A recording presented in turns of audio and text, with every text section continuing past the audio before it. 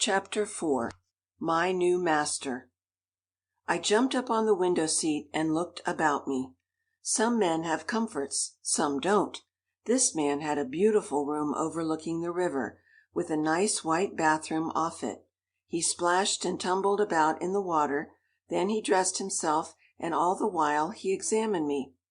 I licked a few stray hairs in place, and took some mud off my paws with my tongue, to let him see I was as clean in my ways as he was. I knew he would not associate with me if I was a dirty dog. "Boy," he said at last, "I like you. Do you like me?" I stood up straight, and put my two front paws as far up on his chest as they would go. I loved him. He was handsome, intellectual, and unhappy. Not that he looked unhappy. He had rather an amused face, but we dogs see below the surface. "Suppose you stay here till breakfast is over," he remarked. "No use in bringing on scenes.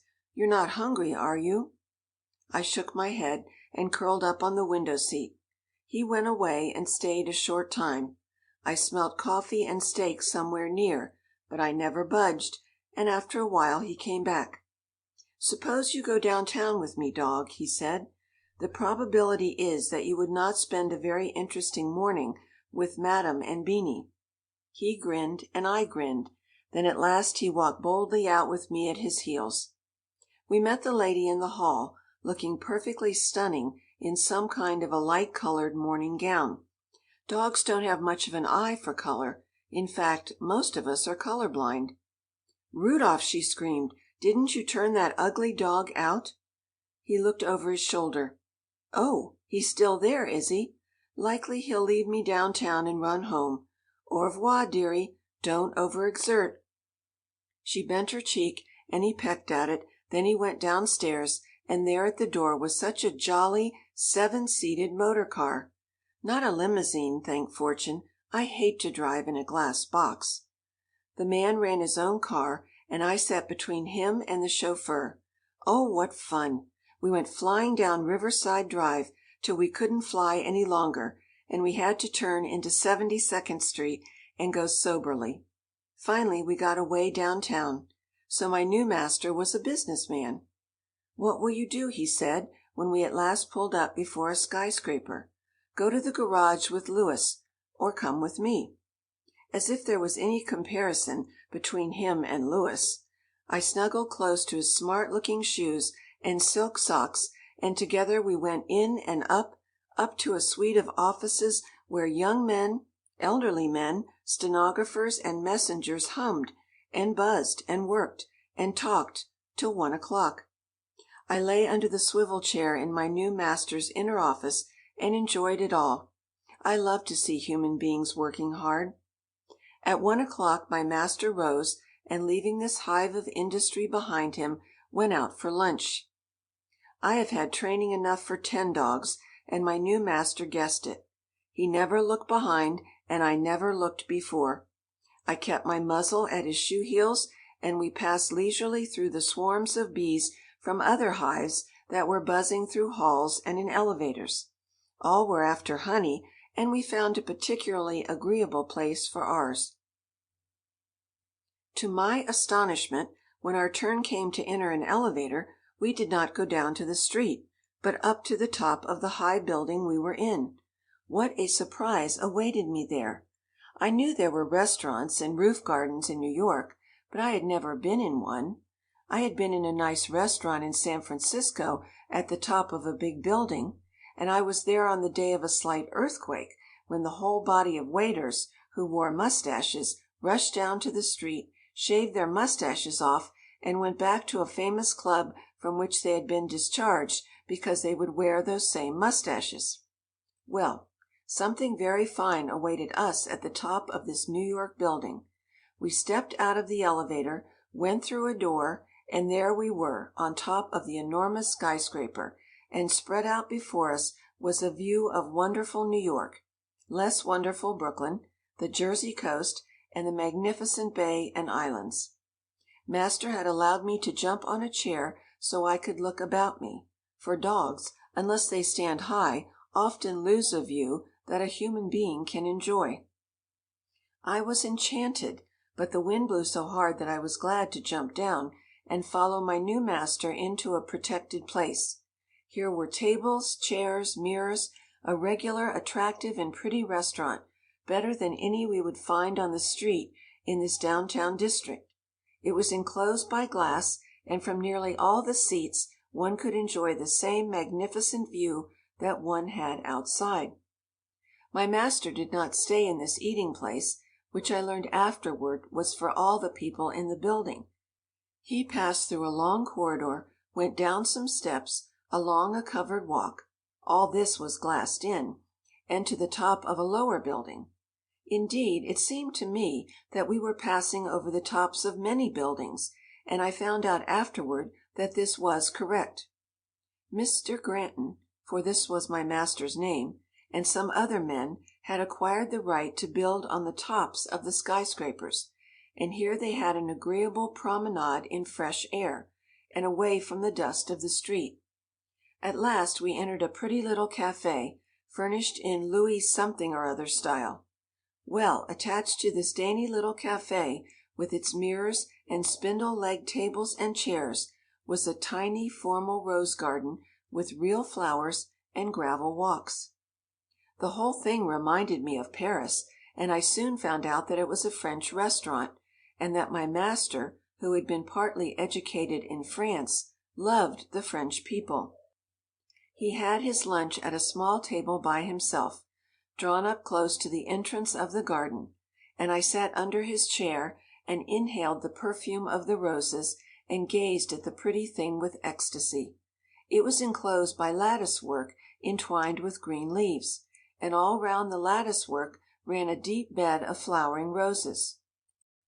On looking closely, I found that they were in pots sunk in trenches. However, the effect was of a regular out-of-door flowering garden. In the middle was a round bed with a pink rambler climbing round a sundial. In one corner was a baby pergola with another climber embracing it, and at the top of the pergola a tiny little bird box, out of which frequently stepped a wee yellow canary. He had a box of seeds fastened to the pergola, and when he wanted a drink he went to a tiny fountain in one corner of the garden. While my master was eating, this little bird sang to him, but did not offer to come near him. It was not afraid of him, for Mr. Canary regarded the garden as his home. Neither was he afraid of me, knowing he had wings, and then, though he was only a mite of a creature, he knew my attitude was not threatening. He had a little mate among the roses, but she did not come out, merely peeped at us. Master had rather a dainty lunch for such a big man. Mine was dainty too, a little too dainty for a medium-sized dog, for Monsieur Canovel, who ran the café, had a Frenchman's frugal ways. However, the garçon sneaked me a few extras. These foreigners that come round, smirking and bowing and hoping that everything is to Monsieur's liking, are really not as satisfactory as Americans, who apparently scarcely glance at their patrons. Yet if a prominent one brings in a dog, say, "Waiter, give him a plateful." I love to run over the names of things to eat. Even the sound is appetizing, so I will say that master had bouillon and vegetables served separately, and then French stew, and a dish which smelt like those delicious things made of hard crusts of bread which poor children pick out of the gutters in Paris and sell to the restaurants, where they are washed and ground and made into little pies. Nobody saves crusts in this country. We Americans, dogs and human beings, are too extravagant. A French dog could live on the discards from my table. After master had his lunch, he strolled about the gravelled walks of the tiny garden that was not much bigger than Gringo's yard, for only 25 men used this pretty place. He did not smoke. He whistled to the canary, who knew him, and got angry when master picked a rose from his pergola and put it in his buttonhole. After a while, a gentleman who had been lunching at a table near us came over to my master and began to talk about his arcade scheme, which I soon found out was a plan to lessen the crowds on the streets of New York by building arcades like those on the Rue de Rivoli in Paris, except that the top would be flat so the people could walk on them too. "It would give a double row of store fronts," said my master's friend, "and increase the value of second-story property. How much will you put in, Granton?"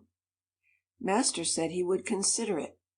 "In addition," went on his friend, "I have a plan to force the owners of apartment houses to build kennels and runways on the tops of their houses, so that dogs owned by tenants can be exercised there instead of in the street, where they have to wear muzzles."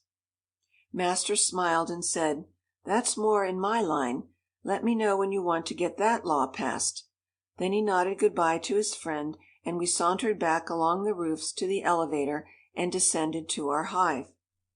He worked with the other bees till 5, when we swarmed to the street.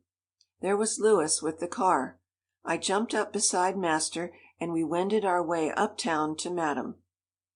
I gathered from Mr. Granton's remarks that he took her out nearly every day. On arriving before the apartment house, he murmured, "Suppose you get under Louis's lap robe." Then he added, "No, we might as well have it out, first as last." When Madame came out with Beanie toddling after her, she stopped and gave a squeal at sight of me. "Rudolph, didn't that ugly thing leave you?" I bridled. I'm doggy in appearance, still I'm not ugly, I'm distinguished. One of the garçons at the French restaurant said I looked like a chien de race, and he was more right than he knew. "Clossie," said my master, "I like this dog."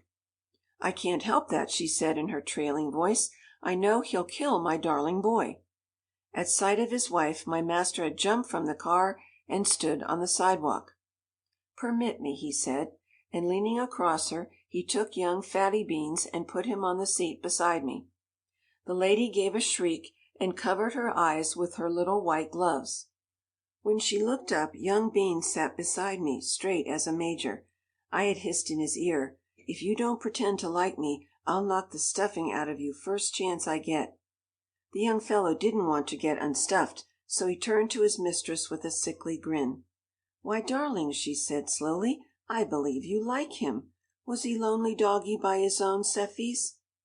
He hadn't been a lonely doggy by his own, Cephas, but he was too frightened to tell her so, and if he had, she didn't possess enough knowledge of dogs to understand him. With a wondering face, Madame stepped in beside her husband, who had taken his old place. "Now what about the dog?" she asked. "I was planning to take Beanie in here with me as usual, but perhaps he'd rather sit with his new friend." "By all means," said her husband hastily. "Let them both go with Louis." Louis was a splendidly trained servant. When Madame talked dog talk, he was convulsed with inward laughter, but he showed no outward trace, except by a tremor of the eyelid. But when he got with other chauffeurs, ma foi! You'd die laughing to hear him imitate her. But he liked Mrs. Granton all the time. I found out that later. After a time we set out, Madame and Monsieur in front, Louis and dogs behind. Louis liked me, but he used to pinch Beans slyly. Poor Beanie, he didn't enjoy that first drive. I was dying to know some friends of my new family. Fortunately, we met one who was walking down the drive with a collie dog at her heels. Oh, what a keen, intelligent Scottish face he had! And hers was just as keen and intelligent an American face. My master stopped the car, and his wife called out, "Why, how do you do, Stanna? Want to have a spin with us?" Miss Stanna, all laughing and rosy in her black furs, pointed to her dog. "Sir Walter Scott wouldn't like that. He's out for his constitutional." "See our new dog?" continued Madame. "He's absolutely forced himself on us." Miss Stanna gave me a sharp glance. I gave her one. She understood dogs, too. I got up and stretched my neck toward her. "Later on, dog," she said, and she waved her hand toward me. "I'll be charmed to have a talk with you." Then she called out, "Good bye, Clossie and Rudolph. Good bye, dogs," and she strolled on. We went on our way, twisting and turning, but always gliding so smoothly about this wonderful city. Is it because it is so big that one doesn't get tired of New York? We had gone away out to Van Cortlandt Park, and were thumping along a bit of bad road between the sad trees with their scant covering of dry leaves, when, to my dismay, we came suddenly abreast of another car, in which sat one of my former owners, whom I had not treated very well.